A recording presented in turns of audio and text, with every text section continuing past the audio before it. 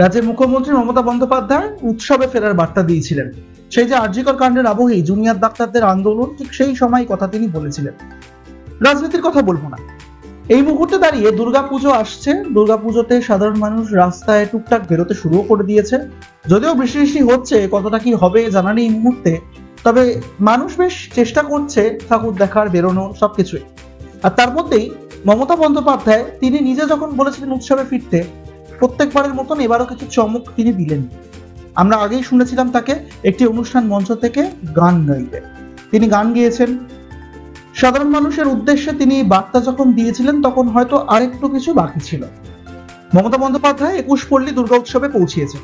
সেখানে পৌঁছে এবার তাকে একটা ছবি আঁকতে দেখা গেল।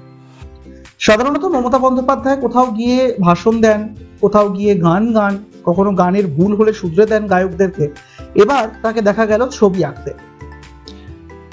কিছু বার্তা দিলেন, কিছু কথাবার্তা বললেন সাধারণ মানুষের উদ্দেশ্যে, তারপরেই এগিয়ে গেলেন ক্যানভাসের দিকে।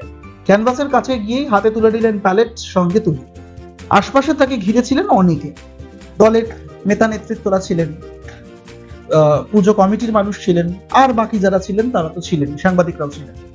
তার মধ্যেই তাকে দেখা গেল এবার একটি ছবি আঁকতে। খুব স্বাভাবিক যে এই ছবি হয়তো সেই পুজো মণ্ডপেই ঠাঁই হবে এই দুর্গা পুজোতে, যেটা আলাদা একটা আকর্ষণ হতে পারে এবারের পুজোর জন্য সেই মণ্ডপে।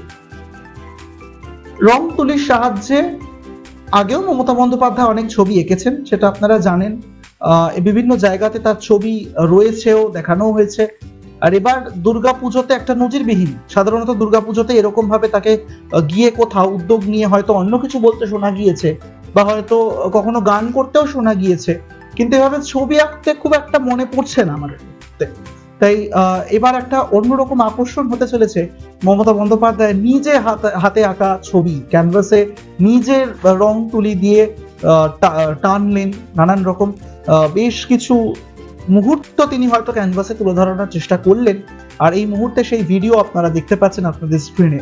রাজ্য রাজনীতির কথা বলবো না, আগেই বলেছিলাম উৎসবে ফেরার বার্তা মমতা বন্দ্যোপাধ্যায় দিয়েছিলেন, সেটাও যেরকম সত্যি, তাই সেই যে বার্তা তার মধ্যেই নিজেরও কিছু ইনপুট হয়তো মমতা বন্দ্যোপাধ্যায় এবার দেওয়ার চেষ্টা করলেন। গান গাইলেন, আবার অন্যদিন আজকে এদিন এসে আবার তাকে ছবি আঁকতেও দেখা গেল। এই মুহূর্তে আপনাদের স্ক্রিনে সেই মুহূর্তের ছবি।